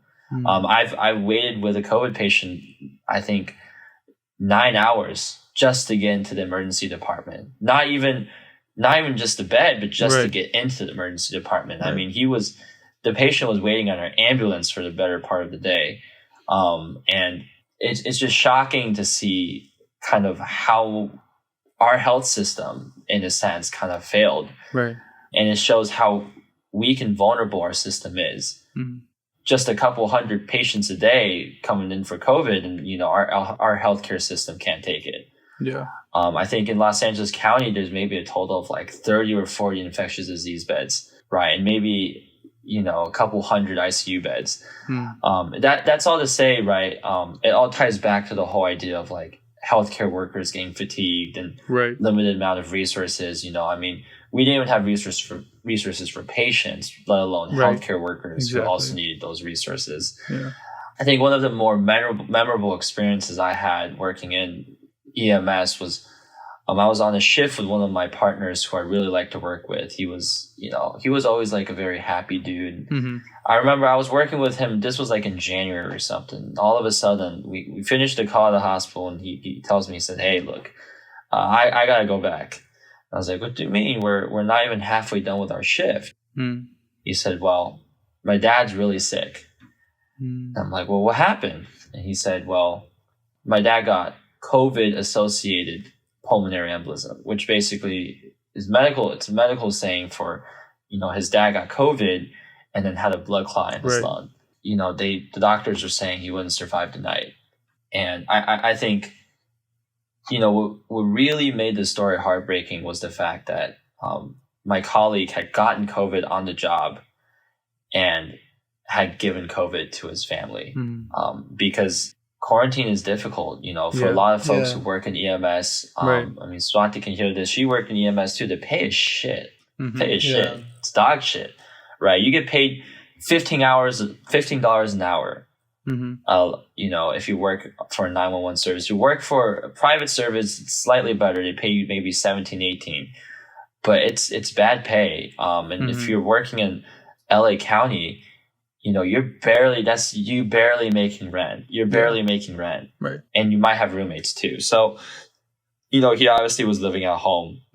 It was just so sad because it's like, with everything that had been happening, with us being so far in COVID, you'd think there was better prevention measures, right? Better ways of keeping, healthcare workers safe from COVID-associated infections. And it just like breaks my heart to think, that because he was doing, sacrificing himself to help other people, he got his family sick, and his dad actually ended up passing away a few days later because of COVID.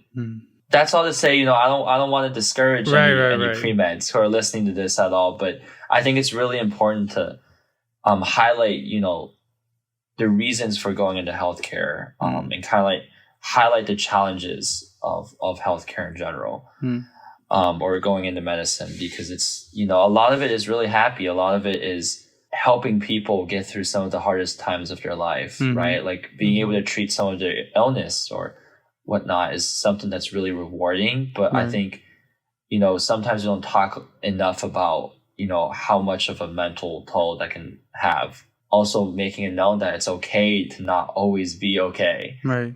Yeah. and it's okay to like be vulnerable and seek help, right? Because I think all too often it's really easy to kind of brush mental health under the table, you know, because everyone in medicine, like they expect you to go through something traumatic literally every day, go through something traumatic and be okay in the next 20 minutes. See someone literally pass away or die or expire in the emergency room, and then literally move on to the next day and be like, okay, you know, you're a new patient. It's a new chart. Right. You know, let's start over. Right. You know, Swati, I think with your experience in the ED, I'm sure, you know, you've seen cases like that where you have a level 1 trauma coming, you have a very high acuity case, where it's very traumatic. Maybe it's a kid, maybe it's a child, maybe it's, you know, someone's mom, someone's dad, someone's grandkids, someone's grandparents. And, you know, you see such a traumatic setting, and then you have to go back to your normal life. And all of that with very minimal help and very, very minimal, I guess, check-ins, you know, I think that's probably why I like focused so much on mental health advocacy when I was in college, because, you know, I think a lot of what happens in medicines, you know, it's not all roses and rainbows. Yeah. I mean, seen a lot, you know, probably definitely, I want to say seen so much because, you know, I'm only just very much starting off. I'm still just a second year. I haven't even really like started actually working in the hospital yet. Because we have our first 2 years are like didactics and just classroom work and things like that. All like really boring stuff. Yeah. You know, we're getting there. We're getting to a point, you know, I think, you know, very, very, very soon I'll be able to start doing my rotations, which I'm really excited about. I mean, right now it's just a lot of studying. It's just, you know, worrying about exams, which I really want to be over. You know, like my least favorite thing is standardized testing. I mean, I've hated standardized testing ever since the SAT. That's when I actually found out it was really shit. I got very below average on my SAT, which is why I took the ACT. Probably studied for that test for 4 years. Wow. Not even gonna lie, I studied for that. Yeah, studied for 4 years. I started studying for those exams in 7th grade. Because Duke University, I don't know if you've heard, Duke University had this thing called Duke Tip, which is like, it was like the talent program for like folks who wanted to take the SAT early. Good thing I did, because it showed how badly I did on standardized testing. NAMCAT, you know, also I took twice. And, you know, the one exam I hope I don't have to take twice is the STEP exam, because if I take that twice, there's no coming back for that. STEP is also the medical licensing exam. So I have to take that at the end of this year. But, you know, so far, I think kind of turning it to a brighter note, med school has been definitely a lot of fun. It's been an eye-opening experience. I've never learned so much in one day. Literally, never learned so much in one day. I think literally the first day of med school, I learned more in that one day than I did in the whole week of biochemistry in college. Seriously, it was crazy. Like, literally learned like pH curves, Michaela Henderson Hasselbalch, all that bullshit chemistry crap all in one day. And I was like, this is so much. And second year started, and it's even more. It's even more. And at a certain point, you're like, how do you fit all this information into your head? Yeah. I'm still trying to figure that one out. But I think at this point, you know, we're all kind of trying to get used to it. Trying to be a mentor to the new first years that are coming in. Maybe Swati will be my mentee one day. Maybe she'll come to my med school. I know she's like, nah, I don't want to go back to Chicago, not after that racist ass incident. No. But yeah, I mean, if you're interested in medicine, if you're really thinking of it as a passion, I think go for it. Right? Like, if you truly want to be a doctor, don't be afraid of failure. Yeah. Because, you know, I've definitely failed. I've definitely failed in my life. I've had bad grades. I've been there. Yeah. You know, a lot of people can't say that. A lot of people can't say they've had bad grades and been there. So, Swati, you're shaking your head at me like I've never had bad grades before. You've not had bad grades. You maybe got a B. No, in med school I've had bad grades. Med school is different. But before I've had bad grades. You had good grades. I've actually I failed think if an exam anyone in should med be school. talking about bad grades, it should be me. Why are we competing here? This is a competition. we ain't gotta bring up the resumes against each other, but the what was I going to say? The point here is it's okay to like fail, right? It's okay to like mess up, not do your best. Yeah. But I think the most important thing to remember is you can't learn without failing. Right? Like, you'll never be able to forward and advance your knowledge or skills without first getting knocked down. Yeah. Right? Everybody will get knocked down at some point in their life. Regardless of how perfect someone's life may seem, regardless of how smart someone may seem, they will fail at one thing or another because we're all human. And that's just, we learn through failures. If you never fail, you never learn. And I really agree with that, because every time I've not gotten something I've wanted, not gotten something that I feel like I deserved, I've learned something from it. And maybe the whole idea of one door closes, another one opens, right? I think for a lot of people going through the cycle, I think a big thing for a lot of people is not, getting into medical school, right? The first time applying. I think, that's like it's a very discouraging thing. Obviously, I got in my first time, very blessed to have gotten in my first time applying. But, I think, going through that is so difficult, right? Yeah. Like, I can't even imagine going through that whole application process a second time. I think it's a learning process. It's a learning experience, because,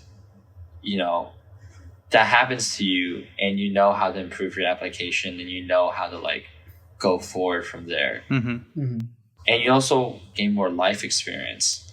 What's to say is, even if you find yourself knocked down, even if you feel like, it's kind of hopeless because maybe you got that C, or maybe you failed that math class, or maybe you failed that biochem class, right? Like, it's okay, right? Because what schools look at is surely you as a whole, or at least certain schools look at that. There are med schools, I will admit, there are med schools who look more solely into clinical research, crap like that. But there are a lot of schools, like Loyola, for example, is very, very, very holistic. And I know that because, I help review some of the applications. And, me and a lot of my friends are on some of the admissions committees.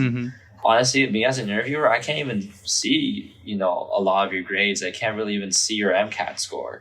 So what I really have in front of me is you. Who are you as a person, right? Like, why do you want to come here? I feel like I'm a preacher, like some pre-med guru or something. I'm really not. But I think there's so many, I meet so many med students who just sound so fake. Yeah. And that's not the, I'm not trying to bash on anyone, but there's so many people who like, I talk to them, right? Like, about medicine, and I talk to them about why they want to go into med school. And I feel like I'm getting a recorded response, like one of those voicemails that you get after you've, someone's missed your call. It's like, hi, my name is so-and-so, and I want to do medicine because A, B, C, D, E, F, G, and these are all the things that I have to prove it because the evidence lies below. And it's like, bro, you just wrote a whole ass thesis for me, right? Like, I don't want your thesis. I want your story, right? Like, I want to know why you are who you are. I want to know why you want to do medicine. That's literally the biggest. There are no other interview tips. If I had to give one interview tip or one tip for any pre-med, it's just be yourself, right? And not just be yourself in the conventional sense or the cheesy sense, or because everyone hears that, be yourself, but really, really, like, don't write anything down. Don't record anything, right? Just look at yourself in the mirror and ask yourself, well, how the fuck do I want to do medicine, right? Like, why do I want to sacrifice my life to help save someone else's? Why am I so passionate about this, right? And really find it in yourself and really dig deep, because I swear to God, if I listen to someone else tell me, about how their parents were doctors or how they saw someone go into the hospital or how they shadowed, and what, it's like, no, like, I want to know why you want to be a doctor. I don't know why someone else was a doctor and why you thought that was cool. I want to know why you want to be a physician and why being a physician is something that you want to be a lifelong achievement. And that's really it, right? Like, none of that recorded bullcrap, none of those prepared statements, right? None of those, I want like a thoughtful, like, honest, to the heart answer, genuine answer, because too often, dude. Too often, I think. And even in med school, they always let a few slip every year. You can tell, some of these med students, they ain't genuine. They're like, oh, I said this in an interview, and I'm like, really? Because you doing something else. Everyone like I'll give you an example. Everyone says they want to do primary care. Mm-hmm. Everyone, their mom will tell you that they want to do primary care. Literally. Swati's like, no, not me. Everyone there, I will tell you right now, everyone and their mom says they want to do primary care. Everyone and their mom says they want to work in a rural area. Mm-hmm. Everyone and I'm probably maybe guilty of saying that on a few apps. I'm not gonna lie. Everyone and their mom wants to say they want to help the homeless. They want to help advance, close the gaps of health inequities. But very, very, very few people truly want to do that. Even less people can show that they've been able to do that. Yeah. Because a lot of medicine is about putting what sounds good out there, and that's like kind of the culture that needs to change, right? The culture of not failing, being perfect, and being always stable minded and not ever having problems. Not having problems, that's like the biggest bullshit that you ever hear. Sorry. If a med student tells you they've never had problems, they're lying. Yeah. They're lying to your fucking face. If a med student tells you that med school is easy, they're bullshitting. Maybe there's like 2 or 3 people out of like hundreds and thousands of med students that think it's easy because they're geniuses. They're just savants or something like that. But I guarantee you most normal and regular med students will struggle because it's okay to struggle. They're telling you they're not struggling, they're just fronting. Yeah. 100% fronting. They're just fronting, And I think it's good to acknowledge that. But sorry, I've been rambling for so long. It's a full circle. Look at the time, But what a full circle, moment, because you're talking about how like, coming to that realization of like, especially maybe not when something traumatic happens, but like when you fail and like maybe you've done it for the first time, you don't know how to handle yourself, Right.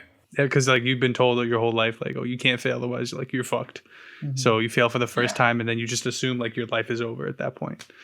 But Swati, what's your perspective on maybe not the whole process of applications, because I know that's not a fun thing to talk about for you, but maybe like what your work is like in an ED where you kind of go through those things that Jimmy was talking about. I mean, I don't have too much to add to what Jimmy has to say because I think him and I have like pretty identical mentalities about medicine in general. Yeah. And I think like one thing for me, one reason why I like working in the emergency department a lot is like, and I think why Jimmy was talking about he likes EM too, is you see every type of person come to the ED. Mm-hmm. We have this like saying that, oh, the ED is like the dumping ground for medicine. And that's kind of like a crass way of saying it. But if you work a day there, you'll understand why that's exactly the truth. Yeah. We can't reject people. We can't turn people away. So every problem comes to the emergency department, whether or not that's what we're there for. Right. And a lot of times that means we can't meet people's expectation. I'm saying we, like I'm a doctor. I'm not a doctor, but I'm saying like a lot of times we can't meet patients' expectations. And when that happens, it becomes visible to them that there are problems with our healthcare system. Something that should be treated by their primary care doctor has gone untreated for months, and all of a sudden they come to the emergency department and they have an infected diabetic ulcer.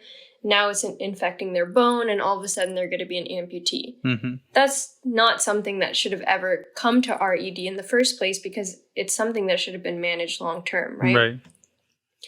But if you're uninsured or there's a language barrier, it's difficult for you to set up primary care, and there are all these things that happen. And I think EM is a good place for you to see all of those gaps, because you meet all types of people. You see people come from everywhere with all types of problems. That's also why, I mean, I haven't had too much exposure to other specialties. I've like shadowed a couple other specialties, but I think that's another reason that makes EM so hard, because you're devoting your life to this field of medicine, and all of a sudden you're seeing all the ugly sides of it. Yeah. And what Jimmy said is exactly correct. I think right now there's very much a culture of like, let's talk about all the good things we're doing and sweep everything else under the rug, especially when it comes to mental health. Like I see all the time when we do something or like one thing that's really common in the ED is we're not really there to diagnose people. Mm-hmm. That's more of what specialists are for, or primary care providers. The ED is more for like kind of diagnosing, I don't know what the term is for it, but you're just trying to rule out life-threatening things, right? Just managing your condition, basically. You're managing your symptoms. Yeah, because that's what our specialty is about. It's making sure that nobody is dying. Yeah. But a lot of times we can't actually diagnose people. We're like, oh, you have chest pain? Okay, you're not having a heart attack. You don't have a pulmonary embolism. You're like, you don't have any scary things. We need this bed for someone else who might be coming in for a heart attack or one of these three things. So you're not going to die today, and there's a very low percentage you're going to die in the next 30 days from this. And people will be like, oh, what's my diagnosis though? Like, what is causing my pain? And we have like slap-on diagnoses, like, oh, costochondritis, which is like muscular chest pain. Or, oh, this is anxiety. Your heart rate spiked because of anxiety. Anxiety is a big one. We use that Anxiety a lot. is a big thing.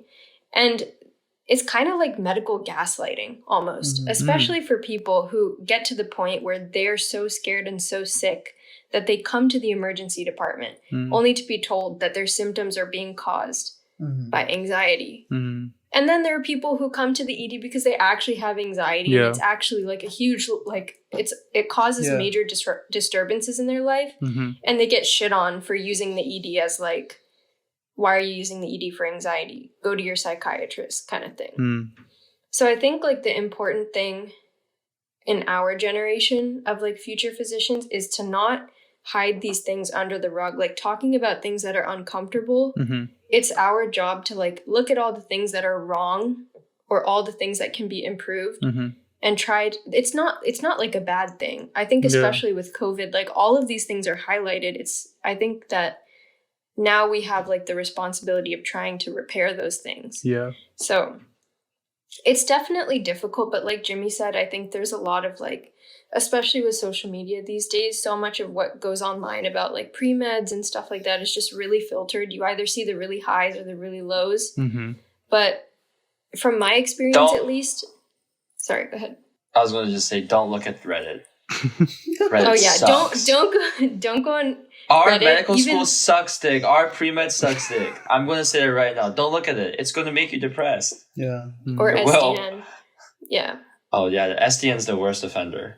Sorry, continue. I just had to say that. Yeah, I think like what Jimmy said, like you shouldn't look at one person's experience and let that define what your like pre-med journey is going to be. Right. I'm still applying to medical school. I don't plan on quitting anytime soon because I know that that's what I want to do. Right. There might be people who get into medical school right away.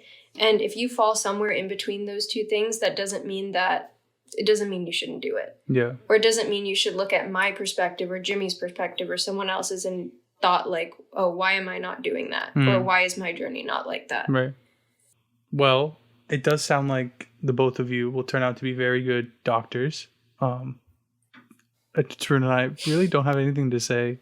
I feel like what you guys said was, very catered towards pre-med and medical students in general. But I think the lessons you guys are saying, like, for example, be yourself and be confident and trust in yourself that you can achieve whatever you want. I think that applies to absolutely everything. So I think that's a good place to end, considering we started with a lot of degenerate shit, but now we brought it back all together. It was a lot of degenerate shit. Yeah. We never told the story about Jimmy falling asleep at the red light. Do you want to tell that, Jimmy? Nah. That's for a next episode. I actually got He's like, that's after I graduate medical school. That's after, you know what? That's when I, don't have an exam on Friday type of thing. Oh, just kidding. Okay. Just kidding. Next Monday, but still close. Anyway, we do want to thank Swati and Jimmy for coming on. Is there anything you guys want to say before you guys head out? Thank you for having me. Honestly, this is a very unique experience. I've never done a podcast before. Really enjoyed it. So, everyone out there who's listening, like, enjoy your life and work hard. Nice. I don't have anything to say. I think Jimmy just re-inspired me. I'm waiting for his next TED Talk. Oh, wait, do you want to put your Instagram and stuff, Jimmy? Oh, yeah. If any of y'all want to hit the follow button. I'm just kidding. Now I sound like a YouTuber. DM him on Instagram, all the single ladies. Yeah. Yes, sir. No, applications no. over So, there. hey, actually, no, I don't do that. If you need help with med school, we'll package it like that. You need help with that. If you need a mentor. Yeah, he's got a PhD, if you know what I mean. Nah, yes, sir. All right, that makes it sound way worse than what it is. Yeah, my handle's Jimmy Zhao 123. Okay, well, it'll be in our episode title and in the description of our Instagram post. But Swati, is there anything you would like to say before you go? No. I don't really use social media, so No, I mean just not about street, that. Oh. Not about that. Just like in general, anything you want to say. Oh no, I'm good. Great. I don't know what to say. You know what to say? I don't know what to say. Okay. Well, we do appreciate both of you coming on. Oh yeah, I appreciate you guys and stuff. Yeah, whatever. So if you guys enjoyed what you heard, you can catch us on Spotify, Apple Podcasts, YouTube, wherever you get your podcasts from. We will be moving to the blockchain soon. OnlyFans. That's been a popular request. I don't know what else we got out here. Fox Sports. If you want to see Jimmy's toes, like, comment, and subscribe. Yeah, ring the bell, but only on Spotify for sure. We have a deal with HelloFresh coming soon. You'll see us on the boxes with all the ingredients. Yes, we'll teach you how to make rigatoni. We'll teach you how to make hot pot caterpillars. Anyway, yeah. You can catch us on Instagram at An Interesting Discussion. We have tons of our posts over there. We got videos, we got guest posts, we got quotes, we got tons of fun shit over there. I'm rambling on. It's time to end the episode. We hope you guys enjoyed this episode of Summer Sessions, and we will catch you guys next week. All right. Bye, everybody. Bye. Bye.